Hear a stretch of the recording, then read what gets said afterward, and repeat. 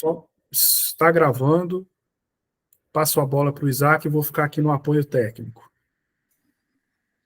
Bem, eu comecei aqui a gravação também por outro software, caso a Google apronte conosco.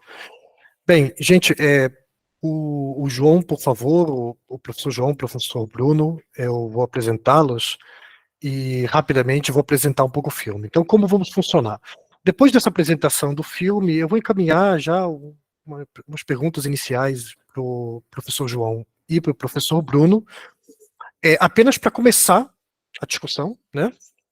E, gente, já assim que começar, a partir de agora, vocês já podem começar a levantar a mãozinha para quem quiser abrir o microfone para falar, que é o que nós mais gostaríamos, porque não colocamos isso como uma live no YouTube justamente para aumentar a possibilidade de interação.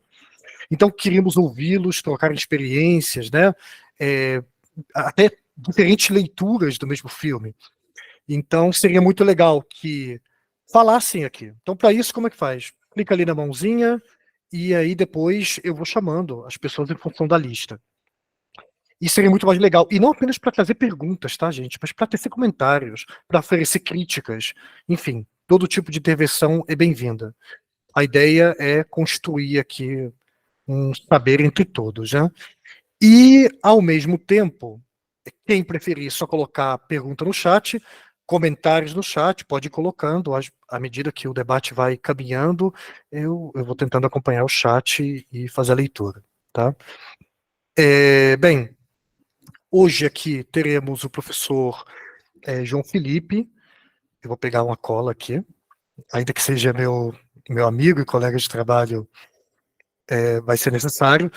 O João Felipe Alves de Oliveira tem graduação em Letras pela Universidade Federal de Juiz de Fora, cursou mestrado lá em Estudos Literários e é doutor pela UFRJ no programa de Ciência da Literatura. Professor do Cefet, na Unidade Leopoldina, inclusive coordenador de um projeto de extensão em cinema lá, o Clube de Cinema Cefetiano, e com quem eu venho trabalhando, tendo o prazer de trabalhar nesse clube.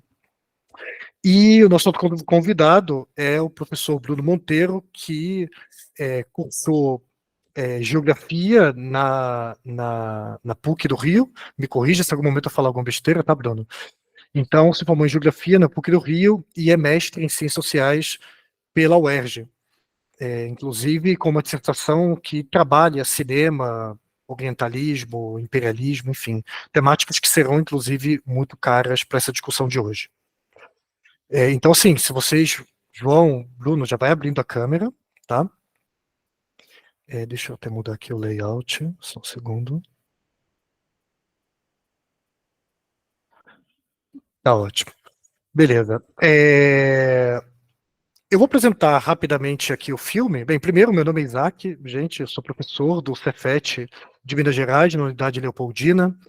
Eu já vi que temos aqui também, que eu tenho ex-alunos aqui lá do Instituto Federal do Pará, onde eu fui professor também, até pouco tempo. Eu tenho formação na área de Ciências Sociais, sou formado na UERJ, cursei mestrado em Sociologia pelo antigo UPERJ, e sou doutor em História pela Federal do Rio de Janeiro. Bem, vamos já começar a falar um pouquinho do filme, e aí eu já passo a bola para o Bruno e para o João. Gente, Babel é o terceiro filme da chamada Trilogia da Dor. Para alguns críticos, Trilogia da Morte, né? O terceiro filme, então, de Alejandro González Iñárritu, que é o diretor, um diretor mexicano, que começa uma trajetória no rádio, como locutor, depois do rádio transita para cria um estúdio, começa a produzir comerciais televisivos, clipes musicais. Acho que vocês devem ter percebido até a influência da linguagem de videoclipe em alguns momentos do filme, como por exemplo no final. O filme também contou, por exemplo, com o roteiro de Arriaga, que, bem, foi o roteirista dos 3 primeiros filmes, e inclusive uma grande controvérsia foi criada com este filme, porque o filme foi indicado a melhor filme, melhor direção, melhor roteiro, Melhor trilha sonora, venceu com a trilha sonora do Gustavo Santaolalla, que, como a gente já comentou aqui no chat, é isso mesmo. O Santaolalla, compositor aqui dessa trilha sonora, é o mesmo compositor da trilha sonora do jogo The Last of Us e também da série da HBO, né, que foi exibida recentemente. Dá para perceber marcas autorais ali muito claras.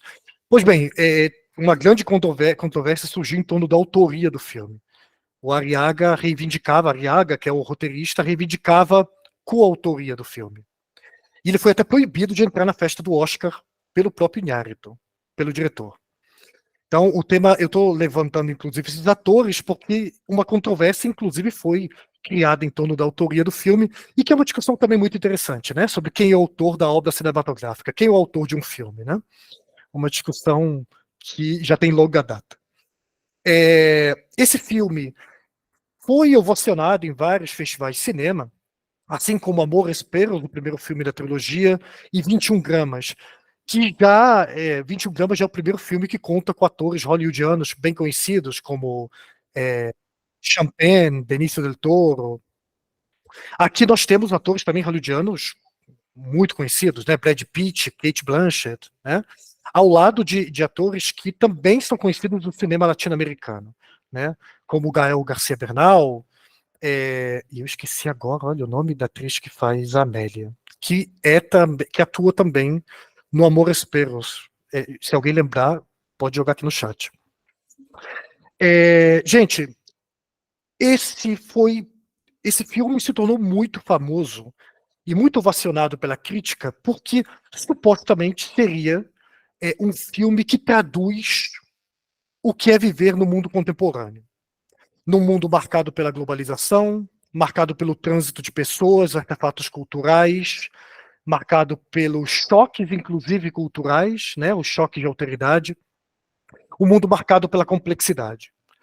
Para muitos teóricos, inclusive, ele traduz não apenas o que é viver nesse mundo contemporâneo, marcado então também por hibridismos culturais, né, por trocas entre diferentes culturas, também por contrastes, como veremos daqui a pouco. E por que isso? Porque em vez daquela narrativa clássica hollywoodiana, né, com um único núcleo de ação, um único eixo de ação, com protagonistas claros, né, com uma narrativa linear que percorre o tempo e o espaço linearmente, acompanhando as ações dos protagonistas, nós temos aqui uma narrativa multicultural e que é também multiprotagonista. Então nós temos aqui 4 eixos de ação nesse filme. Em Amores Perros temos 3 eixos, né? Então 4 eixos de ação que se passam em países distintos, Estados Unidos, México, Japão e Marrocos, com personagens que aparentemente não têm uma conexão direta. Inclusive as suas histórias, as conexões entre elas no início nem parecem tão claras assim. E aos poucos, essas narrativas começam a mostrar de que maneira eles estão conectados. Em Amores Perros, em 21 Damas e em Babel, veremos o quê? Como o trânsito de alguns objetos, no caso de 21 Damas é um coração, tá? Um coração transplantado. No caso de Amores Perros, o dinheiro e também os cães, que vão mudando de donos. Aqui veremos que existem outros, né? Mas o trânsito de objetos e de pessoas, de alguma maneira, conectariam esses eixos de ação. Para além disso, nas 3 obras de Iñárritu, temos um acidente. Um acidente que conecta, uma tragédia, né? Que conecta, por meio também do sofrimento, esses núcleos. Conectando não apenas pessoas de diferentes lugares, mas pessoas de diferentes estratos sociais, diferentes classes sociais. Essa conexão, então, por meio desses acidentes, no caso de Amores Perros, se passa por conta de um acidente de carro, em 21 Gramas também, o atropelamento, e aqui temos o tiro, né? O tiro que atinge a turista estadunidense. Bem, além de ser tratado como uma espécie de nova linguagem para falar do mundo contemporâneo, e nesse sentido, como se fosse uma linguagem inovadora, e teremos que pensar aqui até que ponto ela é inovadora ou vanguardista ou não, esse filme também fez muito sucesso na crítica, porque Iñárritu de alguma maneira teria conseguido traduzir também a visceralidade, né, da vida contemporânea, os excessos dessa própria vida contemporânea. Lipovetsky, daqui a pouco falaremos disso, vai falar do multiplex, né, e da imagem em excesso, do mesmo jeito que veremos aqui que as conexões entre esses personagens são conexões profundamente emocionais, né, marcadas ali, inclusive, tanto pelo desejo, pelas pulsões de vida, quanto pelas pulsões de morte. É um filme, então, repito, que foi um sucesso de crítica, que foi muito discutido academicamente, e a ideia hoje aqui é pensá-lo não só a partir de sua linguagem, suas inovações, mas como muito bem o professor Luiz colocou no início, a ideia é pensar também como essas escolhas estéticas, como essa linguagem também tem uma dimensão política, né? Ela também narra a história e, portanto, também apresenta uma narração, uma visão política, uma percepção, uma forma de representação política. Então, enfim, um pouco para apresentar as linhas gerais aqui do filme, para que a gente comece a discutir. Só para dar o start, repito, podem levantar a mão, quem quiser fazer algum comentário, já vai colocando, podem colocar mensagens no chat. A Sasha aqui já colocou pra gente aqui, a Adriana Barassa, sim, foi quem interpretou a Amélia. Obrigado, viu? Eu tinha esquecido o nome dela. Maravilhosa, por sinal. E então, só para começar, João, falamos de um filme com uma linguagem completamente nova, que de alguma maneira traduz essa fragmentariedade da vida contemporânea? Ou tem algo de unidade e algo, inclusive, alguns elementos estéticos, etc., já bem conhecidos, como, por exemplo, do melodrama, enfim, que parecem produzir alguma sutura mais forte entre essas histórias e personagens. Uhum. Pessoal, primeiramente, né, boa tarde, estou muito contente de estar aqui com o Isaac, com o Bruno, com a Raquel, e feliz de revisitar Babel, que é um filme que eu vi há muitos anos, né, então quando a gente revisita um filme, as percepções, as sensações são muito, muito diferentes, e a pergunta do Isaac é muito interessante, né, até que ponto a gente constata ali em Babel uma grande inovação, um experimentalismo, ou um uso ali inteligente de algumas convenções muito bem estabelecidas. Eu acho que, para o contexto ali da época, né, 2006, e Babel é um filme que saiu ali do nicho da cinefilia e atingiu um público maior, ele pode parecer um filme até bastante assim radical na sua multiplicidade, na sua fragmentação. Agora, por outro lado, se a gente observa a história, né, do cinema norte-americano, que de certa forma o filme está muito relacionado com a história do cinema norte-americano, e algumas influências europeias do Inhárito da década de 60 e 70, então talvez não seja um filme assim tão inovador, mas um filme que usa muito, muito bem de alguns elementos que já estavam sedimentados ali no cinema. Essas histórias cruzadas, histórias paralelas, histórias fragmentadas que vão de alguma forma dar conta de um contexto social mais amplo.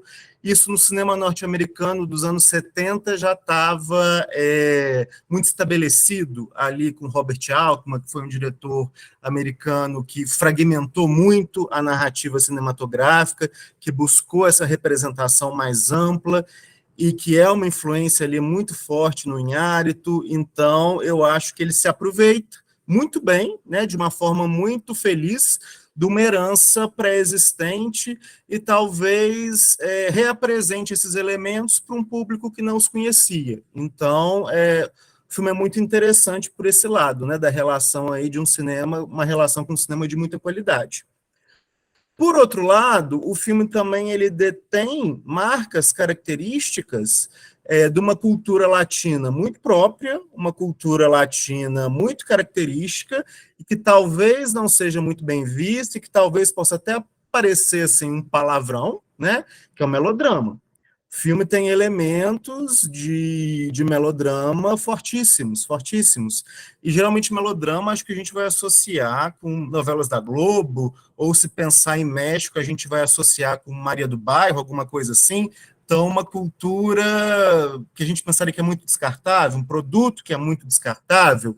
Só que essa discussão acerca do melodrama, ela já vem sofrendo toda uma revisão no âmbito acadêmico. O melodrama já vem sendo visto mais como uma série de convenções ou uma série de recursos que podem ser bem utilizados ou não, então não seria algo inerentemente pejorativo, né? Tem diretores que conseguem se utilizar do melodrama muito bem, e aqui o Inhárito tá usando do melodrama em todas as histórias, nas 4 histórias.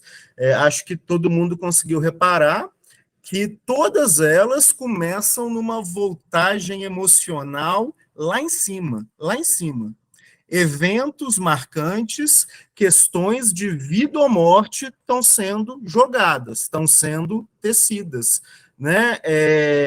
Ali, os 2 irmãos no Marrocos já tem a competição, já tem a violência, já aprendendo a mexer com rifle, e a rivalidade entre os irmãos, meio Caim e Abel, um irmão mais certinho, o outro mais rebelde, e entra o tema do incesto, porque espiona a irmã dentro de casa. Então são emoções lá em cima, o tempo todo, em todas as histórias. E ele vai puxando, ele vai tecendo essas tramas sempre a partir do sofrimento, e acumulando sofrimento, e a trajetória dos personagens articulada através desse sofrimento é um sofrimento que traga o espectador. Né? É um sofrimento quase que excessivo, quase que carregado demais. Então, talvez o melodrama ali no filme esteja presente menos como um gênero, mas como uma sensibilidade. E aí uma sensibilidade muito latino-americana, que é muito forte ali. Então, mesmo na hora que ele vai tratar, né, do Japão, que a gente tem aquela protagonista muda, que de certa forma está lidando com um despertar sexual, né? A situação dela é altamente melodramática, é o suicídio da mãe, é a relação complicada com o pai, é despertar o interesse de algum parceiro amoroso que ela não está conseguindo, é uma alta voltagem o tempo todo. Né? Então, uma marca muito forte ali no filme, e que eu acho que deixa as coisas assim muito, muito interessantes. Então, acho que o que a gente vê no Babel, em grande parte, é uma reciclagem, né, de todo um arcabouço cinematográfico, televisivo, de videoclipe, várias linguagens que estão sendo misturadas e que estão sendo revisitadas. E os temas, inclusive, né, João? Os temas são próprios do melodrama, né? A ideia, por exemplo, histórias que giram em torno de conflitos familiares, né? Amores proibidos, a questão, por exemplo, da repressão do desejo, né? De histórias de traição, né? Então, conflitos entre irmãos, nossa, isso atravessa toda a tradição do melodrama, né? Lutas entre irmãos, relações incestuosas, e temos tudo isso em Amores Perros, Babel, 21 Damas, esses elementos estão aqui o tempo inteiro. A narrativa é construída em torno deles, né? Então, os temas são os temas próprios do melodrama, inclusive a maneira de tratá-los, né? Ou seja, histórias que de alguma maneira fazem como num pêndulo, né? Fazem com que aquele que peca, aquele que comete algum ato que é moralmente considerado inaceitável, principalmente contra a família, sofre consequências, as consequências dramáticas disso, né? Uma punição severa, né, para essas transgressões. Olha, a Raquel já levantou a mão. Ei, gente, boa tarde, vocês conseguem me ouvir? Sim. Olha só, enquanto o João estava falando daqui, né, dessas questões que o filme levanta, me veio e ficou muito claro para mim durante a exibição do filme, as múltiplas violências, né, que esses grupos subalternos eles estão submetidos há tempos. Então, quando o João fala a questão da mulher, né, no Japão e tal, só me chama muita atenção ela ser muda, né, e a forma dela estar inserida numa sociedade que historicamente tem uma relação com a mulher, né, de extremo machismo. E como que, aí, ao mesmo tempo, você está no Japão, que é um lugar da modernidade, né, já há algum tempo, mas na atualidade isso é muito evidenciado, você está falando de um país rico, desenvolvido, né, que tem um poder muito forte na Ásia, e que essas mulheres continuam subalternas, né, elas continuam ali vítimas, né, de violências que às vezes não são só ligadas à violência física, né, mas existem as violências morais, mentais, e esse processo histórico. E para cada uma dos outros recortes, né, seja na questão do Marrocos, ou a relação, né, dos latinos no México, como que isso é fortalecido? Não é um filme tão recente, mas ele também não é tão antigo, mas ele é atualíssimo. A gente não tem desconexão, né? Então, isso fica muito forte, e eu que assisti com vocês, né, a partir da discussão de vocês, o outro, Amores Perros, vem fortalecendo, né? Você vai tendo uma outra visão sobre a questão da globalização, da violência, das minorias, mundo afora. É muito bacana estar aqui com vocês hoje. Parabéns aí. Legal, Raquel. É isso, né? Você pega, inclusive, até a leitura, Raquel, é uma leitura, nesse sentido, conservadora, né? Em que essas mulheres só encontram refúgio nos braços de homens. A Amélia no braço do seu filho, a Chico nos braços do seu pai. E só em ambientes familiares. Veremos que essa é uma questão muito forte, né, em toda a narrativa, mas de um mundo lá fora que é marcado pelo sofrimento, pelo acaso, que é marcado por acidentes que produzem esse choque e sofrimento por meio dele, e onde só há segurança, onde? Nos refúgios familiares, né? Que, mais uma vez, é uma temática central do melodrama. E o melodrama é uma tradição patriarcal, muito machista, né? Muito marcado. Tanto é que é um gênero, inclusive, muito consumido, principalmente em países patriarcais, machistas, como o México, o Brasil, como a Espanha, enfim. Então, sem dúvida, é muito importante para pensar essas violências. Eu já vi que tem uns comentários muito legais sobre violência. Eu vou encaminhar uma pergunta para o Bruno também para dar o start aqui, e aí a partir daí vamos costurando de maneira mais livre. E aí, Bruno, essa leitura e olha, eu sou apaixonado pelo filme, tá? Mas essa leitura, que em muitos sentidos consegue sim trazer sensibilidades, apresentar contrastes que nos fazem pensar o mundo contemporâneo, né? Pensar as assimetrias, pensar as questões de classe, pensar, por exemplo, o diferente lugar do papel do Estado perante as classes baixas, as classes altas, perante um europeu, um americano, ou um marroquino e um mexicano. Mas, assim, será que o Iñárritu, como um mexicano, conseguiu produzir uma leitura, uma representação do Oriente, por exemplo, que escape às narrativas que com frequência nós encontramos, por exemplo, no cinema estadunidense, que escape aquelas representações próprias do imperialismo que ainda são tão fortes na cultura europeia e estadunidense? Alô? Me escutam? Bom, primeiro, uma boa tarde a todos, tá? Que estão presentes aqui, prestigiando o evento. Queria agradecer também a todos os organizadores, né? E nominalmente, principalmente ao Isaac, um amigo de longa data, e que me convidou aqui para ser debatedor, né? Eu sou professor aqui do IFAM, tá? Do Campus Labre, aqui no sul do estado. E, assim, apesar da minha dissertação ter sido sobre cinema, eu não sou um cinéfilo, né? Para começo de conversa. Então, mas por que eu estudei cinema como, né? Como parte da minha análise, né? Porque eu acho que ele é um artefato cultural extremamente interessante para pensarmos as relações globalizadas. Tá? Então, por exemplo, foi a minha primeira vez assistindo Babel, apesar de ser um filme que já está aí tem quase 20 anos, né? E ser extremamente aclamado pela crítica, né?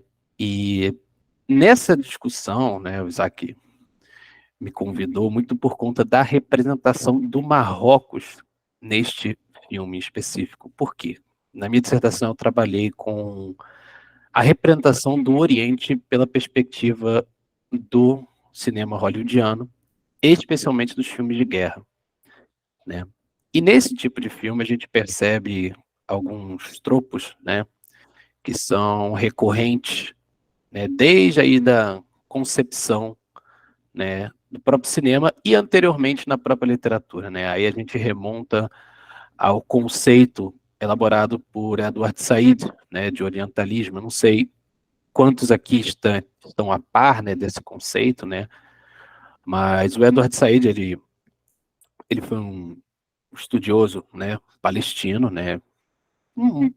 A gente pode dizer, não dá para fechar ele dentro de alguma casinha, se ele não era historiador, não era sociólogo, estudava literatura, estudava sobre as literaturas sob várias perspectivas, né? Era um dos fundadores aí, né, considerado o avô dos estudos culturais. E Edward Said se debruçou muito sobre a literatura do século XVIII e XIX, né, quando essa tratava sobre o Oriente, do qual ele veio, né? Novamente, Edward Said era um intelectual palestino, tá? Que depois se mudou para os Estados Unidos após 48. E o que Edward Said identificava, né, nessas representações do Oriente, nessas obras literárias, que depois ele expandiu para outros segmentos, né?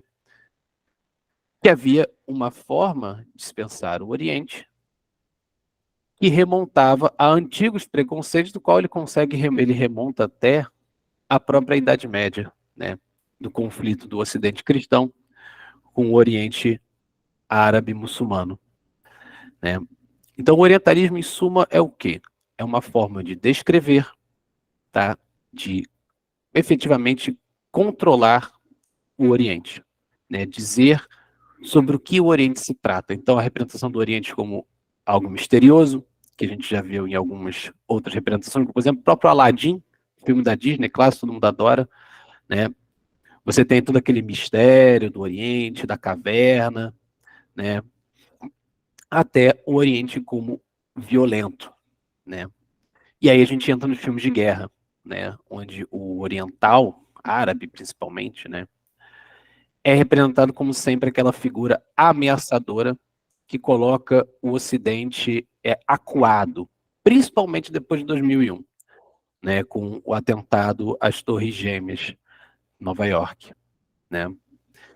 Então, a partir de 2001, né, durante a minha investigação para a minha dissertação, eu pude perceber que, claro que antes a gente já tinha um pouco disso do oriental, um pouco não, né, bastante, do oriental como essa figura ameaçadora, mas não como uma figura tão ameaçadora a ponto de colocar o Ocidente como alguém sitiado, né? Ele estava lá, então os filmes anteriores a isso mostravam, por exemplo, Guerra do Golfo, né? O Oriente está lá, ele é violento e nós devemos ir lá e consertar aquilo que eles não conseguem consertar por conta própria, né? Então, é até uma metáfora de um pensador africano que eu utilizei na minha dissertação, que é a metáfora dos sujeitos, perdão, é, dos sujeitos, das vítimas e dos salvadores, né? Onde você tem o oriental como sendo perpetrador e vítima das próprias violências que ele sofre. E o Ocidente chega com essa mão salvadora para guiar essa criança que é o oriental. Por isso que me atrai muito, né, o que eu quero me debruçar aqui em Babel, é que o centro do núcleo marroquino são os dois irmãos que iniciam a confusão toda, tá? A representação dessa inocência, né, do Ocidente, do Oriente, nessas duas crianças que, a troco de nada, atiram no ônibus, porque queriam testar a arma. Então, por mais que o filme seja sensacional, né, e principalmente mostrar, né, a globalização como produtora de desigualdades, aí a gente remonta lá ao queridíssimo Milton Santos, né, onde nós vemos, né, e pessoas já escreveram aqui no chat muito bem, como esses núcleos pobres, né, do caso do México e do Marrocos, eles servem para que eles perdem tudo para que os protagonistas estadunidenses sobrevivam, né? Eu, sinceramente, quando estava vendo o filme, eu fiquei na expectativa de que a esposa do Brad Pitt fosse morrer. E ela não morre. Quem morre, no final das contas, é o filho do pastor marroquino. A Amélia é deportada. A Amélia, que o Brad Pitt não deixou ir para o casamento do filho dela. Ela teve que fazer toda aquela confusão toda com as crianças para poder ir lá no casamento do filho.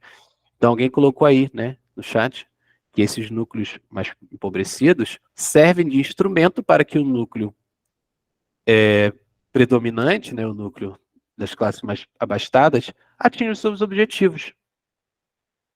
E retornando agora especificamente ao núcleo palestino, não, marroquino, a gente vê essa representação do Oriente exatamente como aquela que o Said aponta, sendo violenta, porque por que mais duas crianças iriam atirar em um ônibus a troco de nada se elas não fossem inerentemente violentas? Então, apesar de todas as coisas que o filme consegue demonstrar criticamente muito bem, né, ele ainda cai em questões que estão muito incrustadas na nossa consciência ocidental, né? Até porque o Inharito, ele fez esse filme visando uma audiência específica. Ele não fez esse filme, né, para ser um filme de circuitos menores. Então eu tinha que atender determinadas expectativas. Mas ele atende essas determinadas expectativas de forma até meio que inconsciente, porque ele, como sendo um ocidental, já tem determinadas concepções sobre o Oriente que estão incrustadas na nossa cabeça. Todos nós aqui, de alguma forma, temos. Porque nós somos alimentados com essas representações constantemente, seja por filmes, séries, videogame, tá? Noticiários. Então, assim, a cultura representada, por exemplo, no Marrocos, é apenas... Primeiro, não há cultura, na verdade, né? A gente vê apenas uma representação de um deserto, que é um tema corriqueiro, né, em representações do Ocidente. O Marrocos é muito mais do que uma parcela de solo de rocha exposta, né? Os vales das montanhas Atlas são riquíssimos, né? Há florestas de cedro no Marrocos. Mas é claro, aquilo que nós remetemos ao oriental é a imagem do deserto desprovido de vida, na qual é necessário que o ocidental leve aí a sua graça para encher aquele deserto de vida. Essa é uma narrativa muito comum, né, na própria linguagem política do Ocidente. Levar democracia para os países do Oriente Médio, que a gente vê frequentemente em noticiários, quando principalmente os Estados Unidos resolvem se imiscuir aí nas questões políticas dessas regiões. Então, você tem a questão do deserto, você tem a questão da sexualidade extremamente exacerbada de uma criança, que, sinceramente, né, não acrescenta em nada para a narrativa do filme. O que o fato do menininho ficar bisbilhotando a irmã dele, se trocando, acrescenta para a narrativa? Absolutamente nada. Apenas para transformar aquele menino em um pervertido, que é uma das imagens que o Said coloca em seu livro clássico do orientalismo, tá? Do Oriente como um antro de perversão. A imagem do harém, por exemplo, né? A imagem do harém que nós temos no Ocidente é isso, é como se fosse um armário de mulheres para o sultão escolher, né? Claro, a gente não vamos entrar aqui aprofundadamente na questão da mulher no Oriente, tá? Porque existem, de fato, muita opressão, mas no nosso Ocidente também há. E nós não olhamos para a nossa opressão como olhamos para a opressão que ocorre na casa dos outros, e colocamos ela como se fossem muito piores do que as nossas, né? Inclusive, tem relatos, né, de viajantes europeias para o Oriente Médio do século XIX, né, se colocando assim, como é que é o relato mesmo? Uma mulher europeia que foi à Turquia no século XIX, ela disse o seguinte, que as mulheres turcas viviam em... elas não podiam se expor, mas elas tinham liberdade para ir para onde elas queriam. Enquanto, de volta na Inglaterra, nossos maridos nos colocavam em prisões em nossos próprios corpos. Né? Por exemplo, o Império Otomano, por mais de todos os problemas que ele tivesse, né, estabeleceu voto feminino muito antes, por exemplo, do Ocidente. Então, são coisas que nós desconhecemos e nem sequer pensamos em refletir antes de apontar o dedo. E é isso que acontece em diversas obras culturais. Né, exatamente, né? A Letícia colocou aqui, o Brad Pitt, inclusive, pergunta para o cara quantas esposas ele tem, né? Que é um imaginário corriqueiro aqui no Ocidente, que o cara é muçulmano, ele é necessariamente poligâmico, né? Por mais que a gente discorde da poligamia, né? E a gente pensa, não, o cara é poligâmico, ele é dono das esposas. Não, existem diversas leis que regem, tipo, como o cara vai lidar com as várias esposas dele. Ele tem que prover para ela, ele tem que fazer com que ela não simplesmente, né, ela possa existir, não é a propriedade dele. Apesar da gente encarar como se fosse. Claro que existem muitas questões que a gente poderia apontar em outro tipo de debate aqui sobre a questão da poligamia, sobre a questão da mulher no Oriente Médio, né? Mas a questão que eu quero apontar aqui é que existe uma complexidade muito maior do que aquela que nos é revelada por esses filmes, né? Esses filmes reduzem o oriental a determinadas visões que são lugar comum, né? Então, apesar do filme do Inharito ser magistral em demonstrar essas discrepâncias do mundo globalizado, né? E de como um objeto que veio lá do Japão, o cara deu para o caçador marroquino, que vendeu para o outro, que foi utilizado para atirar na mulher estadunidense. Então, como esse trânsito de pessoas, de objetos, né, se faz, e também das dores, né, como a gente falou lá no início, né, ele peca ainda em coisas que são um pouco de lugar comum. Então, assim, eu não vou ficar olhando muito para a parte estética do filme, ou efetivamente de narrativa, né, porque não é meu forte, novamente, eu não sou um cinéfilo, mas eu gosto de olhar para esses detalhes, né, e eu fiquei, de fato, um pouco incomodado quando o que move o filme, que é o tiro, começa com uma decisão completamente arbitrária de duas crianças de atirar num ônibus. Por que elas atiram num ônibus? E não continuam a atirarem na pedra? Porque o oriental na cabeça do ocidental, ele é inconsequente, ele é violento, não se importa com o que pode vir. Quer dizer, eu gostei do filme, gostei, mas eu achei esse início, essa coisa que move tudo bem bem complicado. Isso me incomodou um pouco. Já passando a palavra para o Pedro, Bruno, deixa eu só te fazer uma pergunta. Claro. De alguma maneira, isso não retoma um pouco da ideia da dicotomia entre o bom selvagem e o não ocidental, que é violento, não é regido pela razão, mas sim pela emoção, pelos instintos, né? Porque essa dicotomia parece muito forte, por exemplo, nas representações dos filmes hollywoodianos sobre o Oriente Médio, né? Sobre o Islã, por exemplo. Então, ou trata-se de um indivíduo que é incapaz de resolver seus problemas racionalmente por meio do diálogo, ele só consegue fazer isso de maneira violenta, e justamente por ser inferior racionalmente, por ser incapaz de resolver as coisas democraticamente por meio do diálogo, ao mesmo tempo que ele é violento, então libidinoso, você encontra também a ideia da ingenuidade. Ou seja, como se fossem, de alguma maneira, como se fossem menores, no sentido kantiano, né, da menoridade, né? Ou seja, de alguém que já não consegue decidir por si mesmo porque ele ainda não está na idade da razão. Ele está naquele momento ali ainda regido por necessidades mais primárias, por vontades irrefletidas.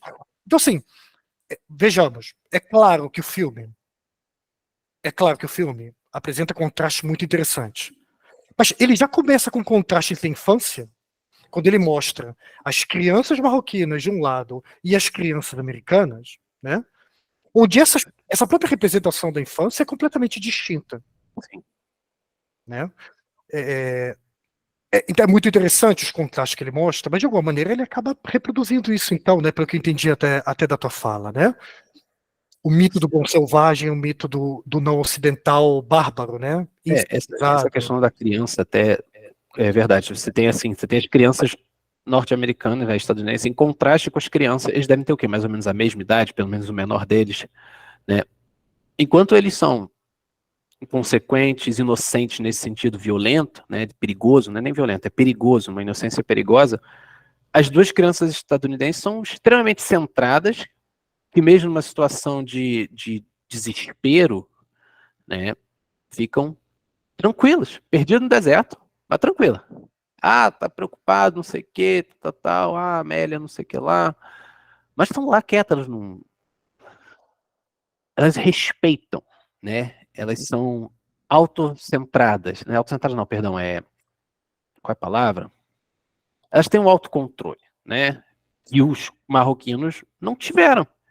Tipo, cara, tu vai atirar no ônibus, se controle os seus instintos, como você colocou, Isaac, né? E essa dicotomia, assim, no próprio oriental, também é interessante apontar em outro tropo que também é muito comum, né, nesses filmes que representam o Oriente, na questão da hospitalidade do oriental, né? Então, o oriental, ele é violento, ele é pervertido, mas ele também é um bom anfitrião. Aquele guia, né, turístico lá que ajuda o Brad Pitt, recebe o Brad Pitt de bom grado na casa dele, ajuda ele a cuidar da esposa, né, e no final o Brad Pitt quer, toma aqui o meu dinheiro, tudo que você me fez, e falou, não, né, como se o próprio ato fosse um ato de subserviência e de servitude, né, ao ocidental, né, ele recusar, né, esse contramedida aí financeira, né, me parece, né, juntando com outras representações nesse sentido, essa questão da subserviência, né, onde o ocidental recebe todos as benesses e não dá nada em troca. Mesmo que ele queira, ele é bonzinho, tô dando aqui um dinheiro para ele, né? Exatamente, Pedro. As crianças americanas são retratadas como puras e inocentes, né? Já, por exemplo, as crianças mexicanas, né, são todas, né, naturalizando, por exemplo, a galinha, como é que é? Decepada, né? Enquanto a criança lá fica tipo, nossa, que bárbaro, né? E a mesma coisa no Oriente, o menininho lá de, sei lá, não deve ter nem 10 anos lá, né, fazendo lá um autoerotismo ali, pensando na irmã, no caso, a questão do incesto, né? Como a gente pensa, duvido que um diretor ocidental fosse fazer isso com duas crianças brancas. Nós conversamos sobre isso mais cedo, né, Bruno? Exato. Eu não consigo imaginar essa hipótese. Eu não consigo imaginar a possibilidade do Iñárritu ter contado essa história incestuosa entre aquelas duas crianças brancas americanas. Não, isso nem Vamos passa passar- na cabeça da criança americana, né? Isso Vamos nunca passar a palavra. passaria. Mesmo assim, eu quero ouvir o João depois sobre isso, porque eu fiquei com um pouco de incômodo com o tema de que aquilo não tem função narrativa na história. Eu não sei, eu acho que aqui a gente vai discordar. Mas antes disso, e depois eu quero ouvir o João sobre isso, vamos passar a palavra para o Pedro, e depois temos também o Luiz, que levantou a mão. Pedro? Boa tarde. Só um comentário mesmo que eu achei muito interessante, o que o Bruno falou que, no caso, eu não sou cinéfilo nem nada, e que a gente tem essa visão de que, por exemplo, para você entender um filme por completo, você tem que entender tudo de semiótica e ter um repertório imenso sobre a filmografia daquele diretor e tudo mais, mas só olhando por essa lupa do social, assim, com essa atenção, com esse cuidado, com esse conhecimento, né, de outras realidades, você enxerga, né, outras coisas no filme, às vezes nessa relação muito complicada aí das duas crianças. Por você ter essa noção, por você ter esse cuidado na hora de olhar, você entende o problema daquilo e você acrescenta muito num filme, né? Enquanto, por exemplo, a gente podia estar aqui debatendo a fotografia, a paleta e tudo mais, a gente está debatendo um aspecto social que é muito relevante para a obra também, entendeu? Eu achei muito interessante mesmo essa fala. O Pedro, que é aluno de Ciências Sociais agora, né, Pedro? Sim. Tem que colocar isso, né? Foi nosso aluno na Cefet. Obrigado, Pedro. Sem dúvida. Agora, só quero fazer um porém. Forma também é conteúdo. Cuidado. Porque uma análise representacional, eu entendi o que você falou, olha só, concordo com você.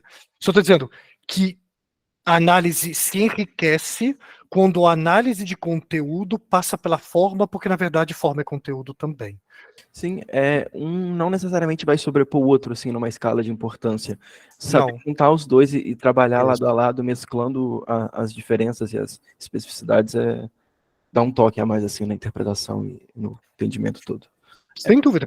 Poderíamos ficar aqui falando um tempão sobre a fotografia, o enquadramento. Por exemplo, aquela fotografia mais suja para representar Marrocos, e como a fotografia, por exemplo, utiliza uma paleta de cores completamente diferente para representar o núcleo estadunidense, com a paleta de cores mais fria, o que está relacionado com a racionalidade, com lugares mais limpos, né? Então, assim, podemos, repito, esses elementos também ajudam a entender a obra, mas concordo com você. Esse é o tipo do filme que tem tantos elementos sociais interessantes. Uma coisa que dizer quando eu não sou cinéfilo é que na hora eu não tenho a sensibilidade para perceber esses elementos quando eu vejo o filme de primeira. Por exemplo, na minha dissertação eu tive um pouco mais de tempo para analisar. Então, por exemplo, quando eu olhei para o filme lá, o Guerra ao Terror, né, The Hurt Locker, né. Então, por exemplo, eu passei um tempo ali analisando, né. Só a questão, por exemplo, da arma que aparece na tela, assim, né? Então, o cara, o terrorista lá, seja lá quem for, porque eles não deixam claro quanto é que eles estão lutando no filme, né? A arma aparece bem escondidinha, assim, do lado esquerdo, do lado direito da tela, assim, só a pontinha dela, e depois ela aparece meio caidinha, assim. Então, eu analiso esses detalhes mais estéticos, mais semióticos, né? Li um pouco de semiótica também, muita maluquice pra minha cabeça, né? Mas é só porque na hora eu não tenho muita sensibilidade para ver isso, então eu tento analisar o filme de forma mais fria, né, de forma mais realmente crítica nesse ponto, assim, né, mas é só por isso mesmo. As leituras são complementares, né? É isso. Exatamente. São complementares. Outra coisa que eu quis mencionar. Bruno, só vamos ouvir rapidinho o Luiz. Claro, perdão. Vamos circulando. Oi, pessoal. Eu ainda estou com o perfil aqui do clube, né? Do clube do projeto, mas vamos lá. Eu gostei muito do filme, acho que tem 2 pontos que a gente poderia discutir um pouco mais, né? Acho que o primeiro ponto são os elementos contraditórios que o filme traz quando se refere à questão da globalização, né? Eu estou colocando entre aspas, porque quando a gente fala de globalização, parece que é um fenômeno muito novo, muito recente e completamente inédito, né? E a gente pode falar de globalização desde as caravelas, pelo menos, né? Desde a expansão marítima. E a contradição e aí nós temos ondas, né? À medida que o capitalismo se expande, ele gera ondas de globalização e de desglobalização, né? O que o filme apresenta, que me chamou mais atenção, foi justamente as contradições desse fenômeno, porque fica claro que os objetos circulam até de uma maneira meio descontrolada, né? Quando o investigador lá japonês interpela o pai da garota, né, que era o proprietário da arma, ele pergunta, porque a gente está vendo se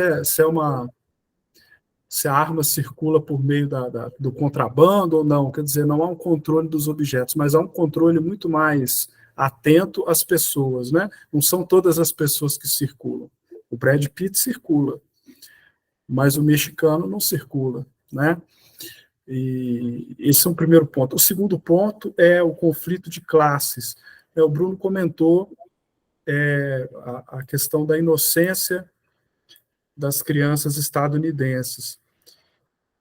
Olha como eu percebi, por isso que é importante o debate, né? Porque a gente vê de diferentes ângulos a mesma situação.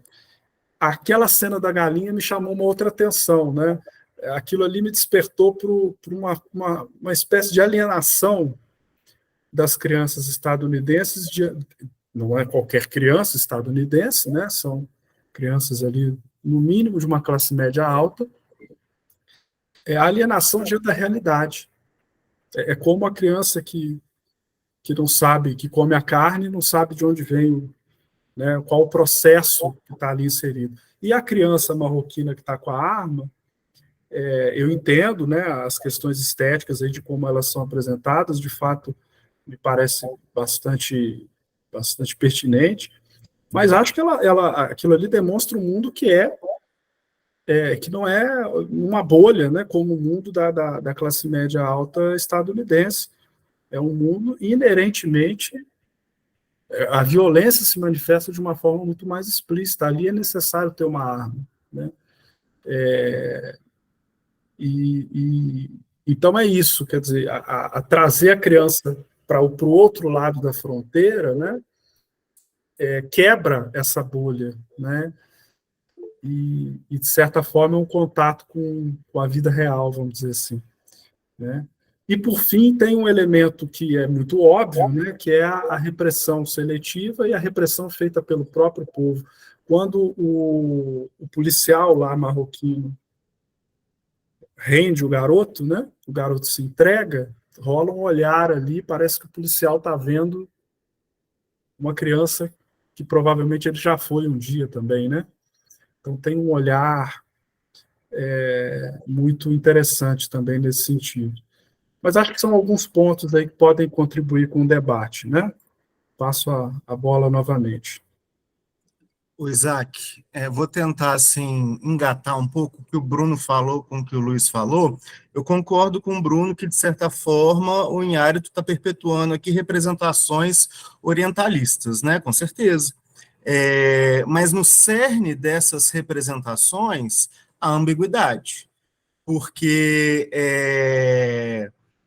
não acho, sim, que seja gratuito o irmão mais novo ele ser mais libidinoso, mais descontrolado, só de colocar na apresentação daquele personagem o tema do incesto e da masturbação, está colocando o filme no território do pecado. E o filme se chama Babel. E a gente, observando, né, a filmografia do Inhárito, como que ele arranja esses elementos, apesar do filme tratar da globalização, não é um filme moderno no sentido de que não é um filme secular. É um filme com pretensões metafísicas.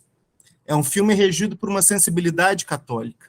Então, essas questões, né, de pecado, punição, danação, salvação, estão presentes o tempo todo. Então, na hora que coloca já o menino naquela situação, já leva a gente para dentro desse território religioso. E um outro ponto é que o personagem do menino, como outros personagens do filme que fazem parte aí do grupo dos subalternos, eles podem ter essa coisa da infantilização ou de representarem, né, essa idade aí pré-razão, mas o heroísmo reside neles. O heroísmo está neles. É importante esse irmão mais novo ser apresentado como um corrupto, porque essa corrupção ela é só uma casca, depois ele vai emergir como um herói, vai quebrar o rifle, vai se entregar para os policiais, vai dizer não façam nada com meu pai, com meu irmão, vai ser admirado pelo policial. Então o heroísmo ali vai estar nele. O heroísmo não está nos brancos. O Brad Pitt e a Cate Blanchett são ridículos, são arrogantes, são metidos. Os brancos são todos medrosos, não querem ficar fora do ônibus sem ar-condicionado. Eles são altamente caricatos também, esses personagens brancos. O heroísmo vai estar nesse heroísmo também idealizado, vai estar nesse menininho, nesse irmão caçula, vai estar na personagem da babá, esqueci o nome dela. Amélia. Na Amélia, né? Na Amélia lá que daria a vida por aquelas crianças. Então, as crianças americanas ali, apesar, né, de parecerem mais puras, mais inocentes, elas não são exaltadas em nenhum momento, são crianças apáticas, anêmicas. Os meninos marroquinos iam conseguir sair do deserto sozinhos. Elas não. É o medo, é a apatia, é um privilégio que atrofia. Né? Então, eu acho que ele faz uma construção aí interessante, mas também idealizada, de jogar o heroísmo para esses personagens mais subalternizados, né?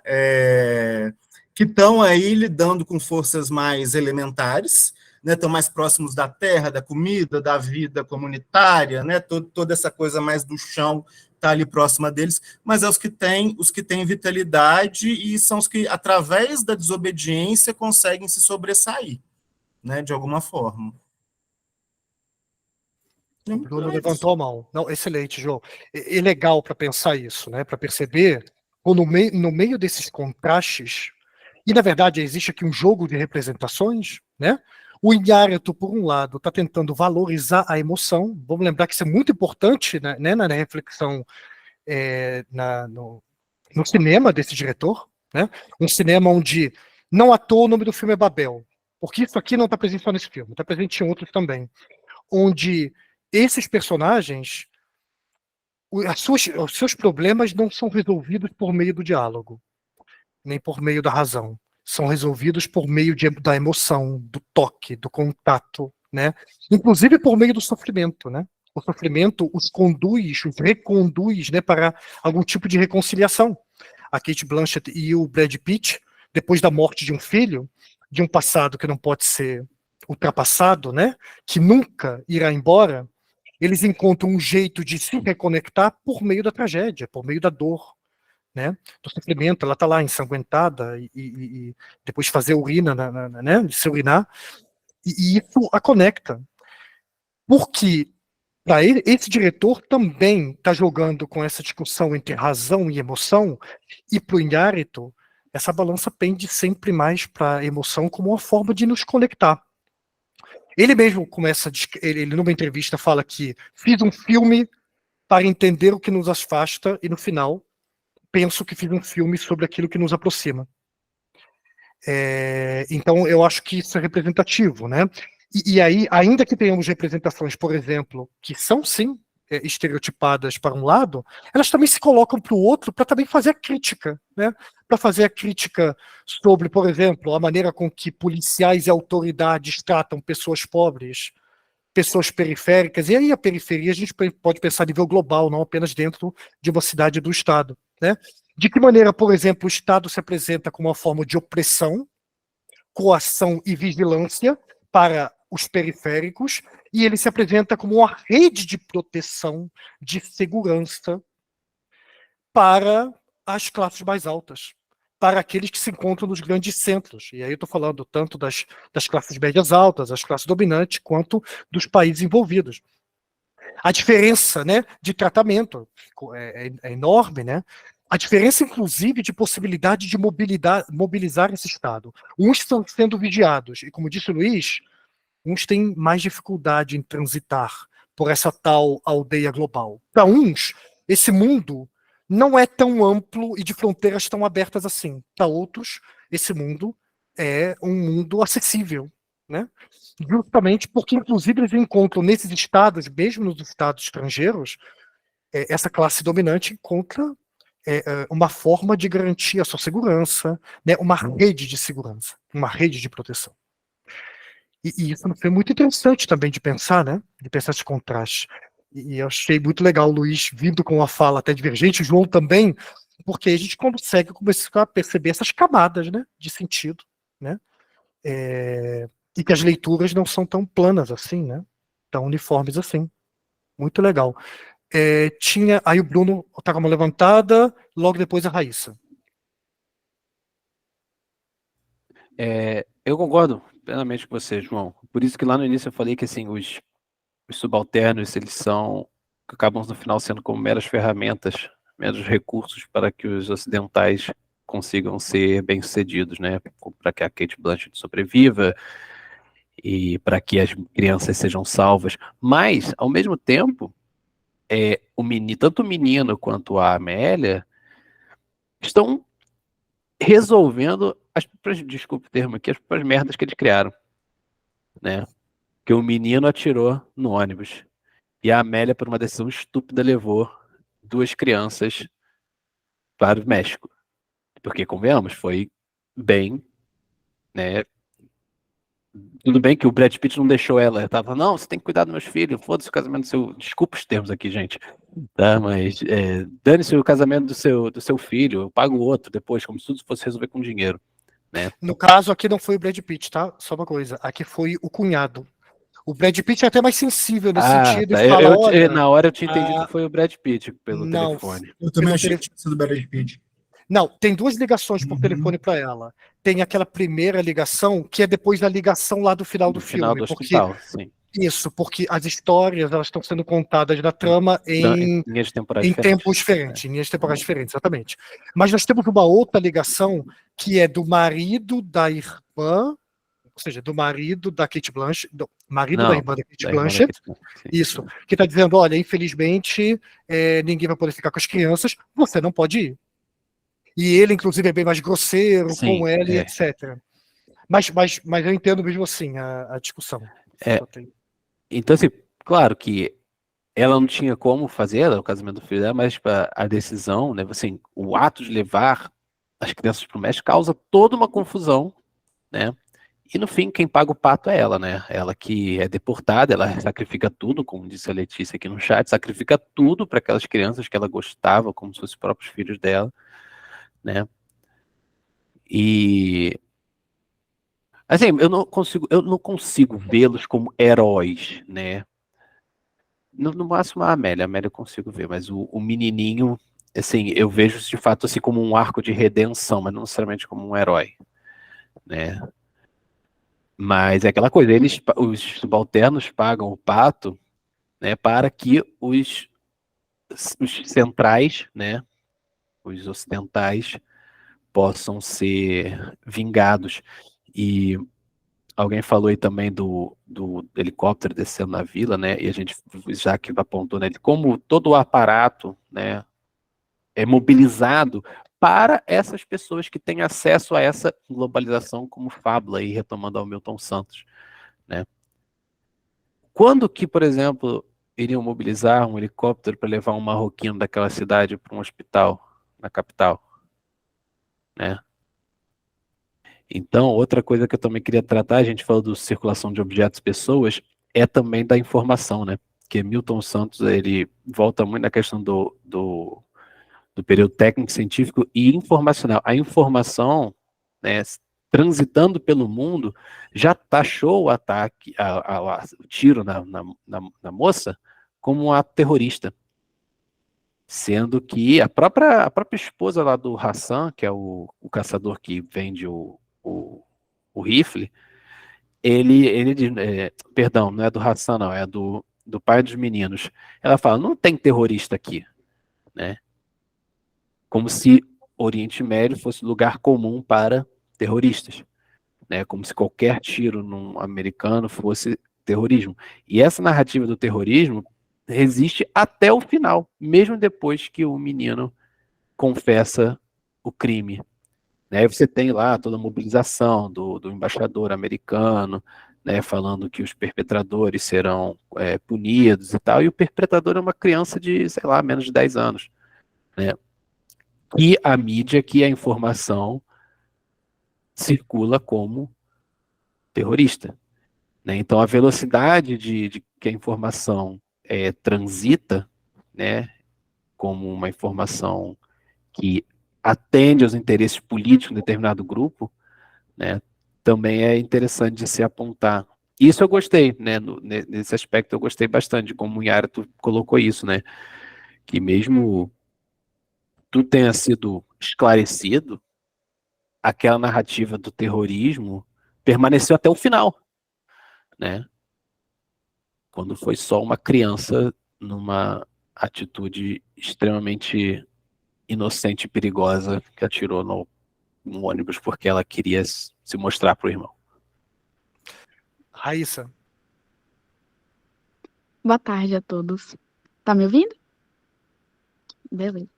Perfeitamente. Eu gostei muito da fala do João, né? E eu também acompanhei bastante aqui o chat e vi que o Eduardo falou sobre, acho que Eduardo, falou sobre essa questão da dor, o Isaac também deu uma ênfase para isso. E eu achei muito legal em Babel que, apesar da gente não entender nada no início, né, e só no final entender o cruzamento das histórias, mas tem algo que une, né, essas relações familiares, que é a própria dor de cada um, né? Então a gente vê ali com a Chieko em Tóquio que ela é invisibilizada, ela tem essa dor da perca da mãe, né? Então esses traumas de cada núcleo ali, eles são muito importantes e conectam, né? Mas isso, além dessa parte, tem a questão de que o cinema moderno, ele traz essa perspectiva, não só em Babel, mas como em outros filmes, dessa questão subjetiva.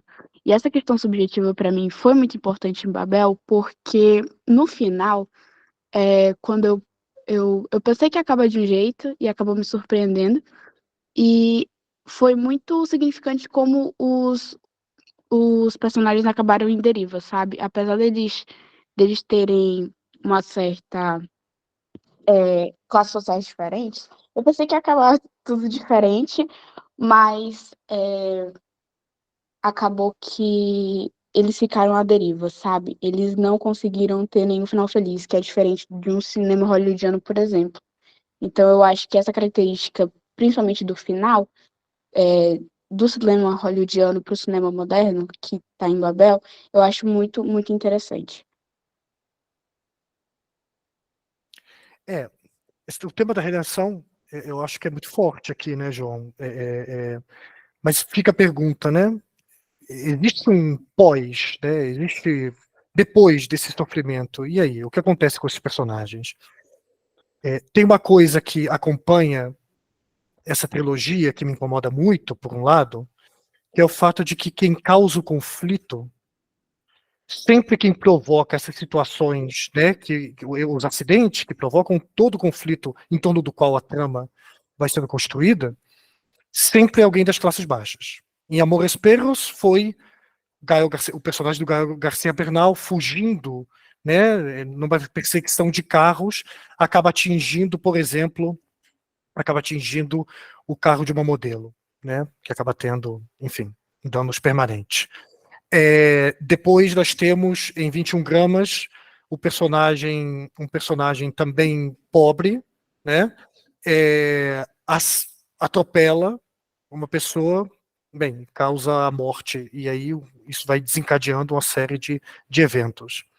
E aqui, mais uma vez, né, é uma pessoa pobre, periférica, que uma ação descuidada provoca esse tipo de acidente. E aí, pegando o que a Raíssa está dizendo, eu fico com a sensação, em todos os filmes, de que, em primeiro lugar, ainda que existe uma redenção, sim, eles encontram algum refúgio onde? Dentro da família, dentro do ambiente doméstico. Mas não existe uma perspectiva de transformação daqueles próprios personagens, da sua realidade de vida, das suas trajetórias, parecem personagens, e muitos deles marcados por um passado ali que não quer passar, que não tem como passar, como, por exemplo, a morte de um filho, né? E que não tem condição de exatamente superar isso. E que, ao mesmo tempo, não aparece nada, nenhuma perspectiva que te permita fazer uma leitura alternativa, pensar num futuro diferente, né? Isso tem a ver com a própria construção da narrativa. Essa narrativa não linear, quase sempre estruturada em torno do flash forward, que é aquela cena na frente que eu pego lá e apresento logo no início, ela faz com que a narrativa ela fique circular. O próprio espectador experimenta essa narrativa como um percurso no qual ele tenta entender de que maneira aqueles acontecimentos nos conduz àquele ponto lá na frente que eu já vi no início do filme. E em vez de pensar em futuros alternativos, né, outras possibilidades de ação, de alguma maneira, o destino se torna inevitável. Ele se torna inexorável, pegando o Cornwell, por exemplo. Ele se torna inexorável. Você não tem como escapar dele. Não tem que como escapar em primeiro lugar, porque o tempo está construído dessa maneira circular, e daqui a pouco eu até gostaria de falar um pouquinho sobre isso, porque aqui no caso, a cinematografia, né, na montagem, ela é construída também em circularidade, a partir de espaços fechados e tal, mas porque não dá nenhuma perspectiva de saída para esses personagens. Quase sempre personagens cujo background a gente não conhece, e pior, e aí vamos ao ponto, se no cinema, lá atrás, no cinema clássico, todos os acontecimentos que nós acompanhávamos na tela eram diretamente relacionados com as escolhas dos personagens, com as ações deles, eles eram protagonistas porque eram sujeitos da história, esses personagens aqui não são sujeitos. No meio de todos aqueles acontecimentos imprevisíveis, no meio do acaso, inclusive, que atravessa essas vidas deles, esses encontros fortuitos ou desafortunados, enfim, nesse mundo lá fora, da esfera pública, contatos, confrontos, enfim, situações que eles não conseguem prever, o sofrimento parece inevitável. E qual é o único lugar seguro possível? O ambiente do lar. Mas no ambiente familiar, nós não construímos um mundo comum possível. Ou seja, eu não vejo aqui nem a possibilidade de pensar uma alternativa para o futuro, nem a possibilidade de pensar a própria política, a própria democracia aqui nesses filmes. Porque, de alguma maneira, esses personagens estão completamente fechados em torno de suas emoções, seus sofrimentos, em torno da subjetividade, em torno dos ambientes privados. E o lá fora é o lugar do confronto, né? Do acaso, é o lugar dos acidentes, é o lugar do imprevisível, é o lugar da dor também, né? Porque esses choques sempre produzem dor nesse tipo de filme, né? Na cinematografia do Iñárritu, por exemplo. Então, assim, em alguma medida, é uma leitura conservadora, né? Que dá pouca margem para você pensar futuros alternativos, transformação social, para você pensar esses próprios personagens como sujeitos de suas próprias histórias. Pior, para pensar qualquer dimensão coletiva das suas histórias. Eles estão mergulhados ali na subjetividade individualista. Mesmo quando o menino está tentando salvar ali seu irmão, é isso. Como em todo melodrama, as relações são ali, imediatas, entre seus familiares, a partir daquelas emoções, né? E dessas relações que são construídas entre eles. Então, nesse sentido, quando ela fala, a Raíssa falou ficar à deriva, Raíssa, não sei se você quis dizer isso, mas parece que esses personagens realmente não têm exatamente... É impossível projetar para eles que caminho alternativo eles poderiam seguir, né? E claro, e aí eu dou crédito para o Iñárritu aqui no filme. Vemos que o resultado desses encontros acidentais é sempre muito mais doloroso para as classes baixas, para os grupos periféricos, né? Então, o projeto de vida, né, da Amélia é arrasado em função disso. A vida daquela família marroquina é arrasado. O futuro daquelas crianças, né, também. Em compensação, a Checo, por exemplo, e acho que a gente precisa daqui a pouco falar um pouco mais desse núcleo, tá, que está ficando um pouco fora da discussão. E do casal estadunidense, existe ali a perspectiva de seguir em frente, em alguma medida. Mas vamos lá. Mais alguém gostaria de falar aqui? Gente, puxa aqui a palavra. Eu tenho um pouco de dificuldade de acompanhar, reconheço o chat enquanto está acontecendo a discussão aqui. Então, se Tem você... a Ana Luísa, Isaac. Ana Luísa Luísa, quer falar. então vamos lá, Ana. Então, eu acho que a minha fala vai muito de encontro com a fala da Raíssa e a sua, na questão da subjetividade, que vocês falaram muito.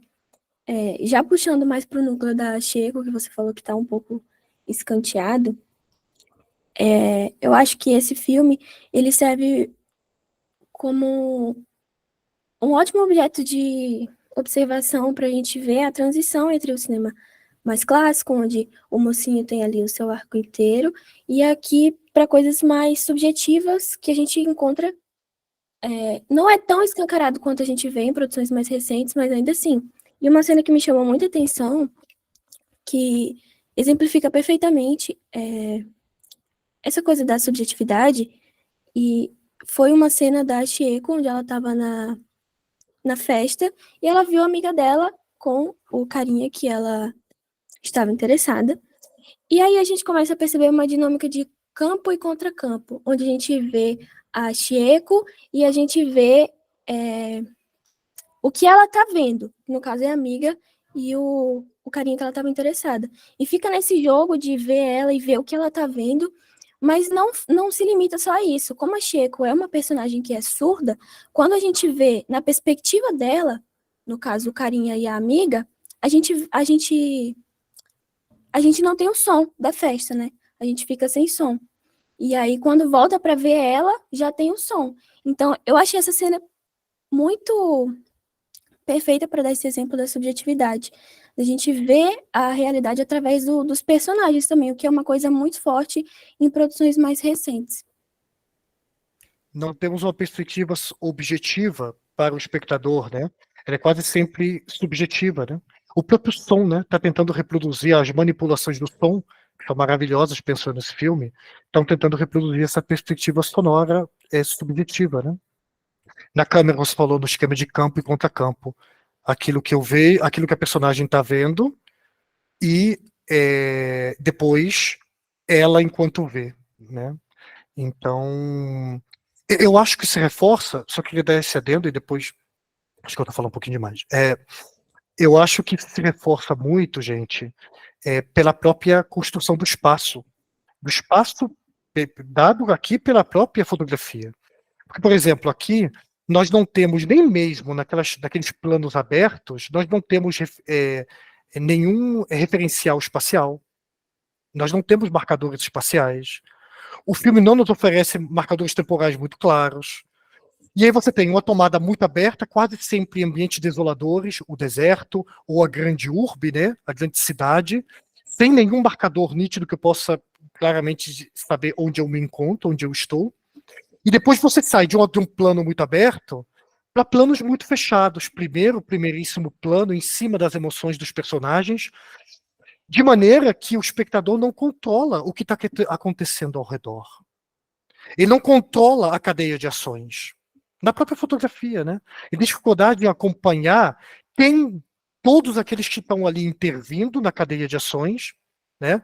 Controlar o espaço, se entender nele, inclusive para prever a ação seguinte, que era própria do cinema clássico hollywoodiano, né? Toda a sequência era pensada o quê? Na possibilidade do espectador, que era um espectador objetivo, onisciente, ele conseguia antecipar a ação seguinte, racionalmente. Por quê? Porque, inclusive, o filme seguia conexões que eram causais. Né? E o personagem lá no filme de terror, ele foi lá e pegou e abriu, sei lá, o sótão para fugir do seu perseguidor, né? E você já imagina que isso terá consequências diretas em função dessa decisão. E aqui é o tipo de filme em que nós temos uma especialidade circular, que não tem pontos de referência claros, e que mesmo quando apresenta, que quase sempre com enquadramento muito fechado, que vai gerando essa sensação de confinamento, né? e que nos impede, inclusive, de controlar racionalmente a cadeia de ações. Então, nos atira onde? Na emoção, na subjetividade. As próprias conexões, gente, para além das cenas das telas de TV, ou dos objetos que circulam, e aí estou aberto, inclusive, para saber se vocês pensam um pouco diferente, para mim, as conexões entre os núcleos são todas emocionais. Quando ele sai de um eixo de ação e vai para o outro, ele vai construindo paralelismos, e esses paralelismos não têm a ver com a cadeia causal de eventos, tem a ver, na verdade, com paralelismos emocionais mesmo, né? Personagens que estão passando por situações similares em seus temas ou por emoções similares. E é a partir disso também que ele opera o contraste. Isso é muito interessante, mas é outra forma de construir a narrativa, né? Mas também, e é uma narrativa completamente mergulhada na subjetividade individual, penso eu. O Isaac, a Ana Luísa levantou aí esse apontamento sobre o núcleo ali da Chico, que realmente está ficando de escanteio na discussão, porque realmente ali na narrativa, no filme, parece que é o que está mais de fora, né, o que se conecta menos. Por outro lado, o núcleo da Chico, apesar das conexões, digamos assim, mais tênues com o restante da história, eu acho que é assim, o núcleo mais bonito do filme. É muito inventivo em termos de cinematografia, é onde a gente tem a única personagem que não é tipificada, e eu acho que é o único núcleo também onde a gente tem uma construção de interioridade muito forte ali com aquela personagem. E aí eu acho que entra também um pouco da própria cinefilia do Inhárito de utilizar esse núcleo para homenagear o cinema japonês, que ele adora, né? O cinema do Ozu, que era um diretor de dramas familiares, e muitos dramas de pai e filha semi-incestuosos e filhas que não conseguiam se desvincular dos pais e fazer uma outra vida. Então, também eu acho que ele traz esse diálogo com uma tradição, né, oriental, assim, especificamente japonesa, e tem um investimento ali numa personagem feminina que é muito diferencial, porque a Amélia, ela é importante tudo, mas ela é um estereótipo, ela é a grande mãe latina, né? A maternidade ilimitada, e a grande punição dela não é nem o grande castigo, não é nem perder a vida nos Estados Unidos, ela é despida da maternidade dela.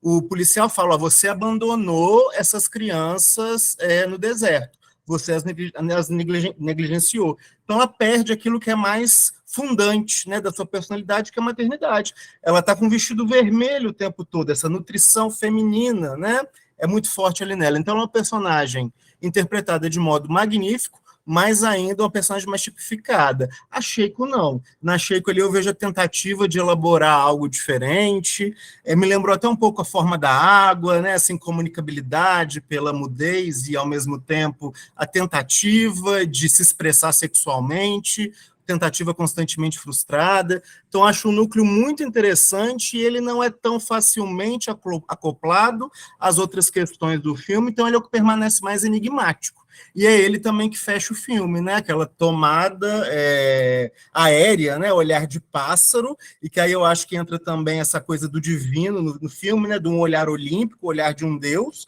que está ali sobre aqueles personagens. Então, realmente, eu acho que é um núcleo muito, muito provocador e para o qual a gente não encontra respostas assim tão fechadas para explorá-lo. Verdade, João. Filipe?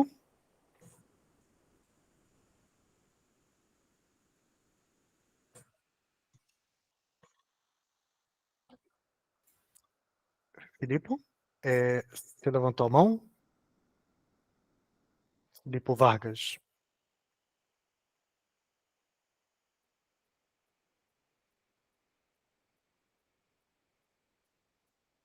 Não sei se foi sem querer. Faz o seguinte, se em qualquer momento você conseguir abrir o microfone, intervém, de maneira direta. É um núcleo muito sensível, né, João? Eu li aqui no chat, não sei se foi a Sasha, não me lembro agora quem foi, que comentou assim, porque a minha leitura do Bruno está mais no sentido de, olha, ao menos esses aqui têm a possibilidade de seguir em frente, né? Tá rolando um debate aqui no chat sobre essa questão da superação. né? Da superação. De se houve ou não um final feliz para alguém. Não estou dizendo que é final feliz. Não há final feliz tipo Disney, obviamente que não. Não tem. Mas se a gente colocar em perspectiva, aí, na minha concepção, diferente de outros, assim, há um final melhor para os núcleos da centralidade, né, do capitalismo, né? Por mais que, a mulher tomou um tiro, perderam um filho, mais eles se reconectaram, mais eles vão voltar para casa e vão reencontrar os filhos que eles ainda têm. A Chieko, eu concordo com o João, para mim foi o mais tocante emocionalmente. O núcleo da Chieko, ele é o mais emocionalmente carregado. E por mais que ela tenha realmente deparado com frustrações de uma jovem adolescente que perdeu a mãe num evento de suicídio, né, que tinha uma completa dificuldade de relação com o pai, que é um cara que... Aí esse é tipificado um pouco, né? O pai dela é aquele oriental que trabalha pra caramba e não tem tempo pra família. Nunca tá né? presente. Mas no final, por mais que ela estava exposta ali, desnuda das suas emoções, colocou tudo pra fora, estava nua ali, eu vi dessa forma, tipo, no final ela aparecendo nua ali, tipo, ela estava completamente exposta pro mundo, né, das suas emoções. Mas ela se reconecta com o pai, ela segura na mão dele, ela abraça ele, e ela tem a possibilidade de se reerguer, de ir em frente. Eu vejo dessa forma, né? Não diferente das outras pessoas. Aí falaram no chat também assim, mas, por exemplo, a Amélia tem a possibilidade de se reconstruir no México. Sim, mas como o João disse, ela falou para ele, era aquela questão da maternidade. Eu vejo essas crianças como meus próprios filhos, e o policial corta ela, mas eles não são seus filhos. Né? Assim, ela perdeu tudo que ela construiu em 16 anos, e a família marroquina perdeu os 2 filhos. Né? E no contexto lá deles também perder o modo de vida, porque eles criavam cabras e as crianças eram parte importante do processo deles de criar cabras, porque, né, periferia do capitalismo, crianças começam a trabalhar desde cedo para o sustento das suas famílias. Então eu vejo dessa forma, por mais que não haja efetivamente final feliz para nenhum dos núcleos, existe a possibilidade de seguir em frente para os núcleos do centro do capitalismo, quando não há essa possibilidade para a periferia. De alguma maneira, emocionalmente, eu penso que a Chieko, que esse núcleo, que esse eixo de ação, ele sintetiza as várias discussões que ele está colocando aqui. Porque, olha só, é o núcleo em que está dado, ela tem muita dificuldade de se conectar, né, de se comunicar, em primeiro lugar por conta da sua condição, mas também porque ela é uma adolescente que está buscando formas, que perdeu a mãe, e que tem problemas com o pai, e que está tentando encontrar formas de se descobrir e se conectar, inclusive fisicamente. Né? Quer se sentir desejada e ao mesmo tempo acolhida. Né? E nela encontramos aquela cena final, que é linda, né? É ao mesmo tempo desoladora, né? Daquela paisagem, de novo, sem referências claras, mas solitária. Né? Nesse sentido, estar ali no meio de janelas acesas não é diferente de estar no meio do deserto, de um deserto rochoso. Né? Ela está sozinha. E onde é que ela encontra alguma possibilidade de se conectar? Com o pai. Conseguiu de alguma maneira também com aquele policial. Né? E ela está buscando isso. Desesperadamente. Né? E no fundo, essa discussão, o filme inteiro está mostrando para a gente a dificuldade que nós temos em nos comunicar, né? Em nos conectar, em alguma medida encontrar um caminho para vivermos juntos, né? Nesse cenário marcado por esses contrastes, esses conflitos. Deixa eu ver. Eu também achei que ela iria se suicidar, a Melina falando, porque ela fala para o policial que a mãe se suicidou. Olha, isso fica ali para interpretação livre, né? Mas em alguma medida eu fiquei com a impressão que a chegada ali do pai foi decisiva, né? E ali, no núcleo dela, ele está trabalhando 2 elementos que são centrais também para os filmes dele, que é o tema da pulsão de vida e pulsão de morte, né? A vida e a morte, e aqui a vida para o Iñárritu está muito representada em torno do desejo, do contato físico, dos próprios desejos sexuais, né, da própria libido, e, ao mesmo tempo, do outro lado, a morte, né? Mas a morte como uma dimensão da vida. E isso vai sendo discutido ao longo de todos os núcleos também. E nela, de alguma maneira, essas duas questões estão lá, né? Postas de maneira, inclusive, muito sensível.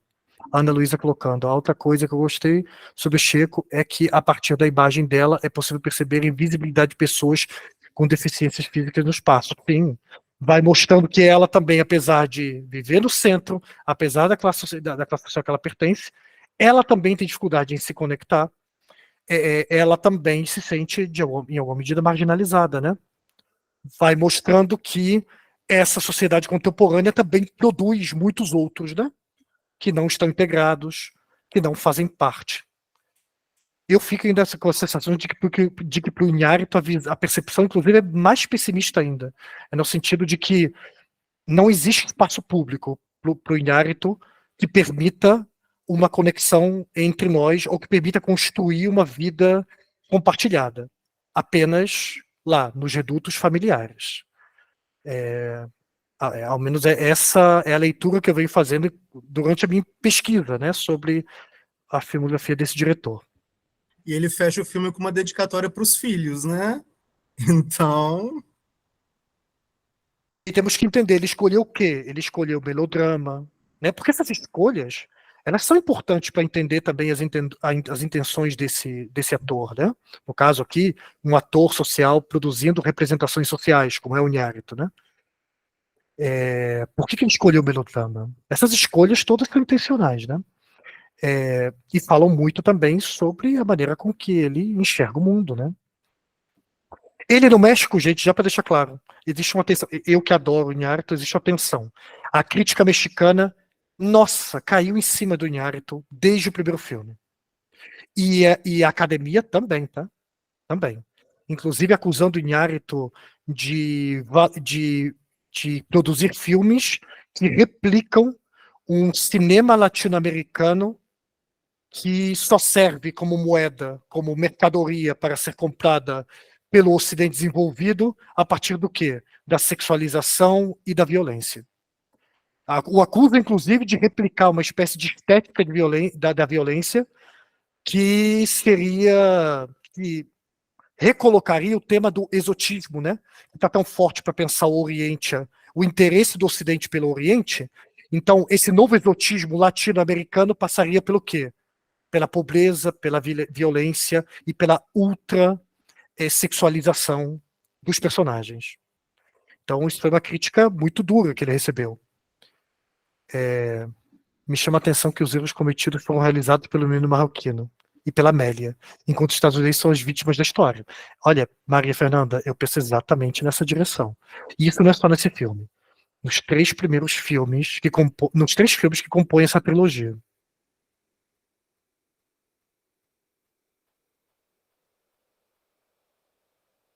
Sasha?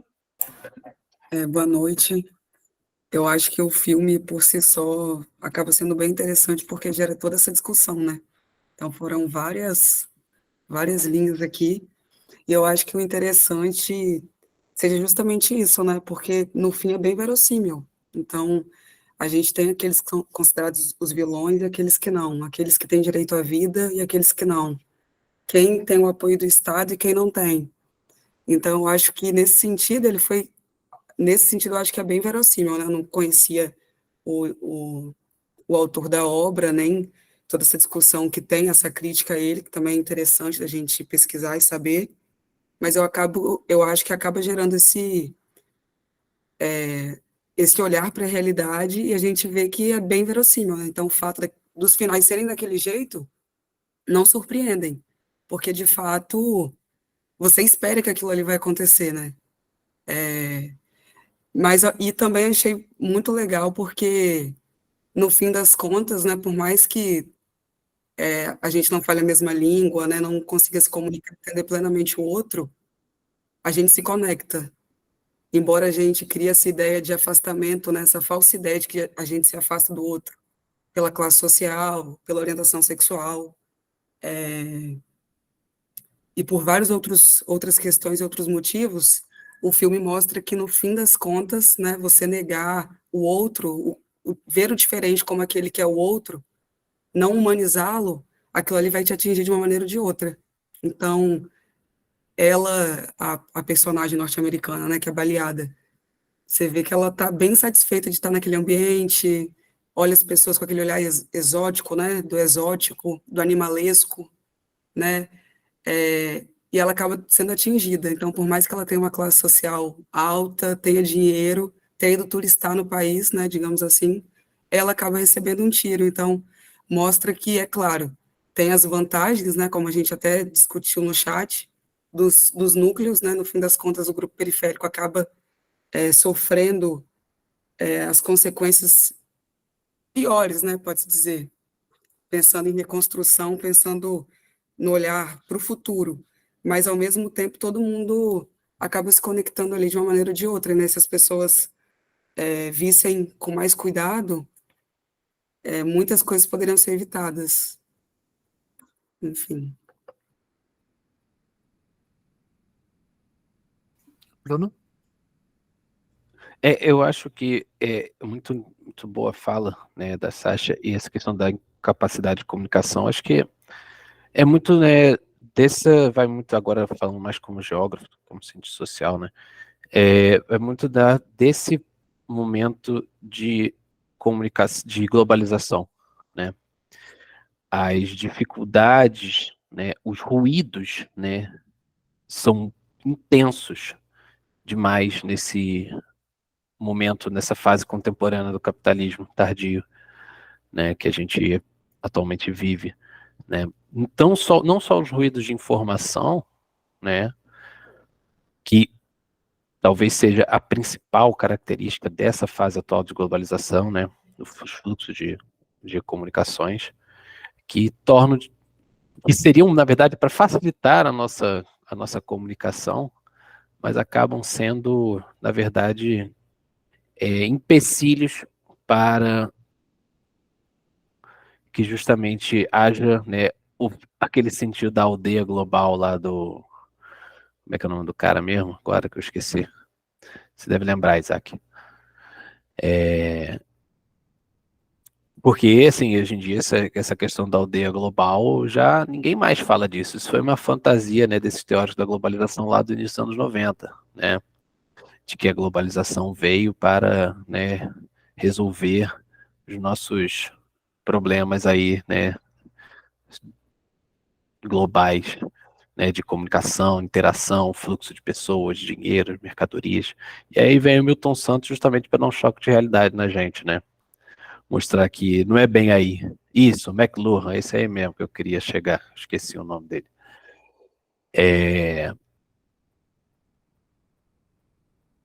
Então a gente vê, né, como essas desigualdades são reproduzidas, né, em função desses ruídos, né, enquanto de um lado há a possibilidade do ganho ou da reconstrução, do outro só as migalhas, quando muito, né.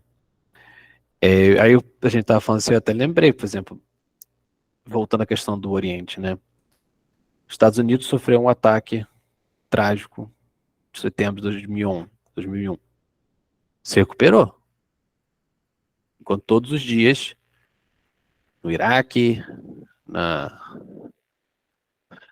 Jordânia, na Palestina, a gente tem constantes explosões de grupos terroristas contra os próprios árabes, né, contra os próprios muçulmanos, na África Ocidental também.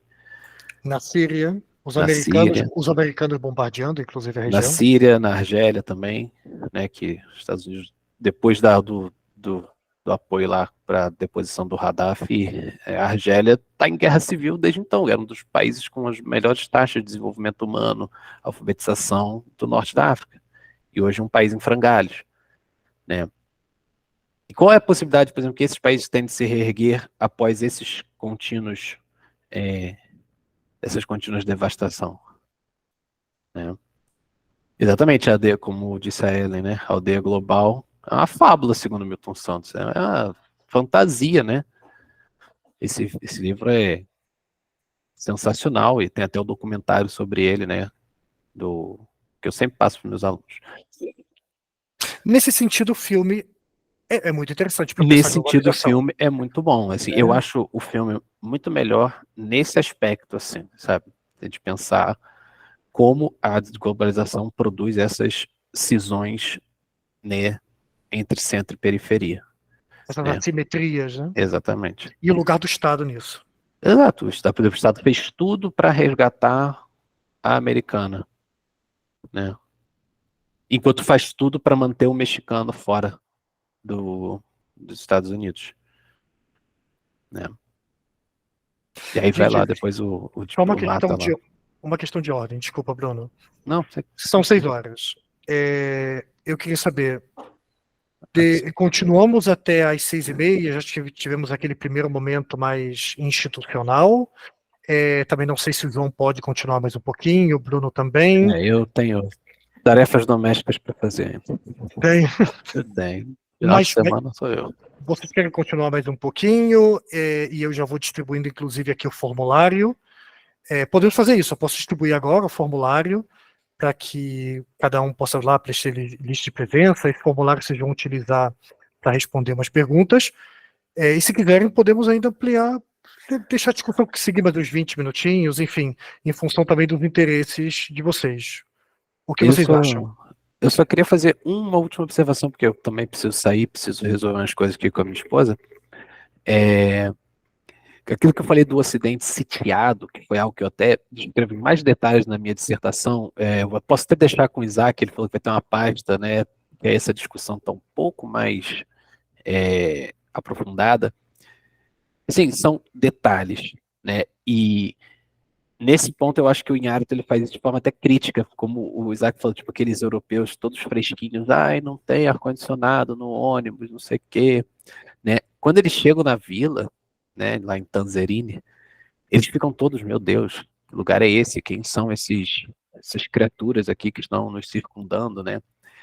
E ali você percebe, né, essa sensação de como o Ocidente se sente acuado, né, por esse oriental. Você vê as criancinhas correndo ao redor dele e eles ficam assim, tipo, meu Deus do céu, quem são esses animais aqui, né?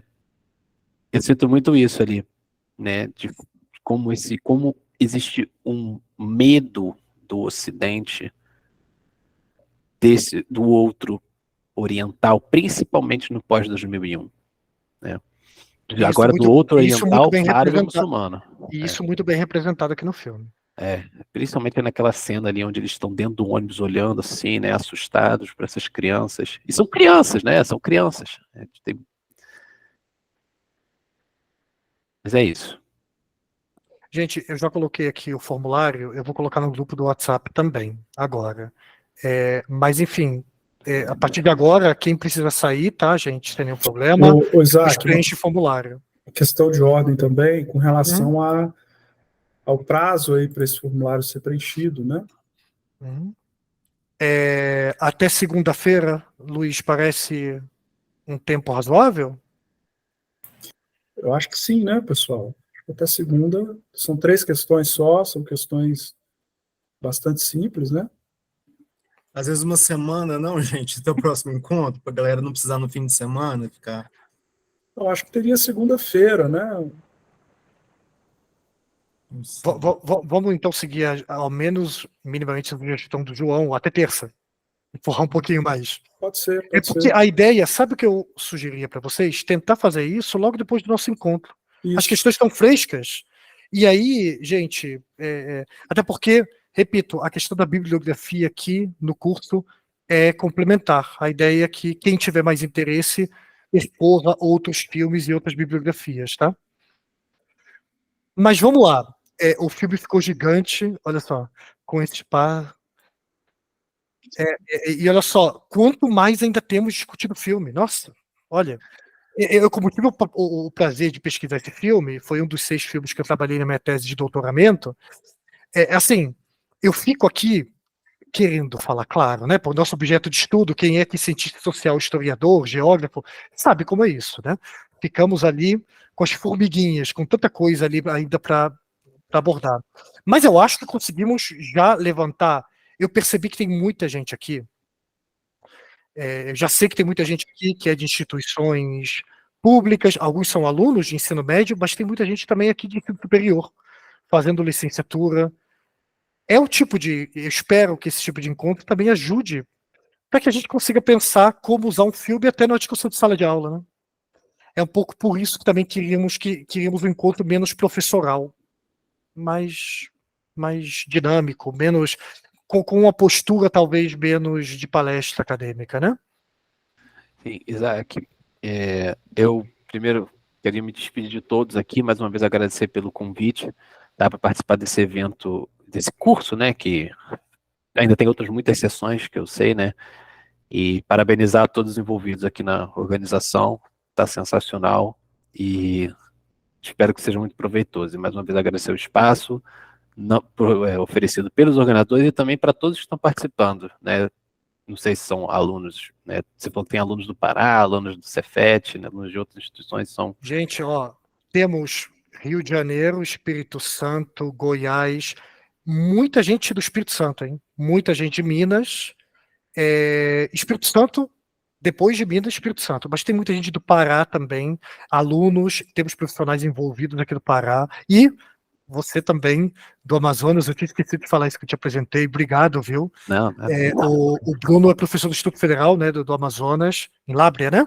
Lábrea, sim. Professor de Geografia lá, foi um prazer te ter aqui, Bruno. Não, eu que agradeço o espaço e obrigado a todo mundo envolvido aqui, todos os participantes, os debates foram muito bons, os debates paralelos no chat também foram bem legais, então fica aí um abraço a todos vocês. Um abraço, e boa tarde para os melhores, boa noite para vocês, que aqui ainda é de tarde. Tchau, gente. Tchau. Tchau. Olha, eu já não conseguiria fazer, por exemplo, um podcast daqueles que as pessoas ficam vendo as perguntas no chat trazendo, eu não consigo acompanhar as duas coisas, viu? Mas vamos lá, gente. Vocês têm mais algum comentário, alguma pergunta, alguma ideia que queriam trazer para cá?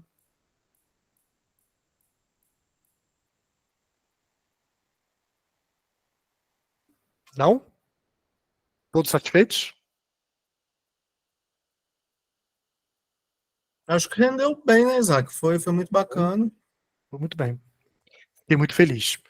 Eu espero que vocês também. Só me corrigir, não é me corrigir, mas me especificar, quando eu chamei ele os personagens de herói, né, não estou querendo dizer que menino que atira nos outros é herói, mas eu pensei no herói no sentido do herói romântico. A base do herói romântico é desobediência. Desobedece e gera narrativa, né? Sem a desobediência não há narrativa. Então, nesse sentido. Eu me sinto muito identificado com esse personagem do menino justamente por conta dessa rebeldia, do enfrentamento contra o Estado aqui, que é opressor, que é perseguidor, né? E, inclusive, nisso, João, eu adorei tua fala, inclusive porque aqui me parece que o Inhárito está mostrando que aqui onde a violência é inerente, e não quer dizer que na sociedade americana não seja, mas talvez esses estadunidenses vivam uma vida muito mais alienada, né, muito mais distante do mundo real, né? Outros estão executando, realizando essa violência por eles, ao menos a violência direta, né, física, porque de alguma maneira é isso, né? Ele está lidando com essa violência como uma forma de resistência, né? Ele está defendendo ali a família dele, né? Se protegendo também. Então, sei que vivemos numa época que essa discussão, inclusive dentro da esquerda, é um pouco problemática, né? Nas últimas décadas, a esquerda, inclusive, assumiu, a maior parte da esquerda, uma discussão assim, desarmamentista e que busca se afastar da violência, né? Mas que muitas vezes perde de vista que não apenas a violência é uma dimensão inescapável da vida, como é, inclusive, uma forma de resistência e transformação social. Sim. E eu me identifiquei demais com esse personagem também por esse motivo, né? E eles erram, né? O menino, a Amélia, eles erram, mas assim, os erros são amplificados porque toda a estrutura ao redor é muito contrária a eles, né? Então, assim, estão limpando a merda que fizeram de certa forma, mas também são erros que se amplificaram por forças exteriores a eles. A culpa deles aí é mais ou menos, né?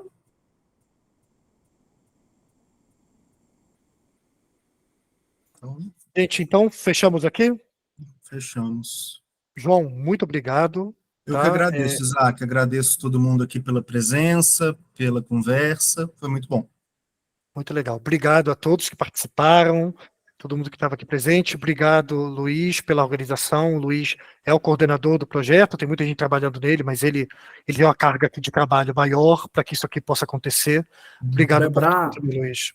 Lembrar, agradecer também, pessoal, e lembrar que não é no próximo sábado, né? É daqui a 15 dias, no dia 15, e aí a gente vai, né, para a turma do Pará, né? O Túlio vai mediar, um filme também muito bom, com os 2 debatedores lá do Instituto Federal do Pará. Então nós vamos fazer esse trânsito geográfico também dentro do país, né? Vai ser bastante interessante.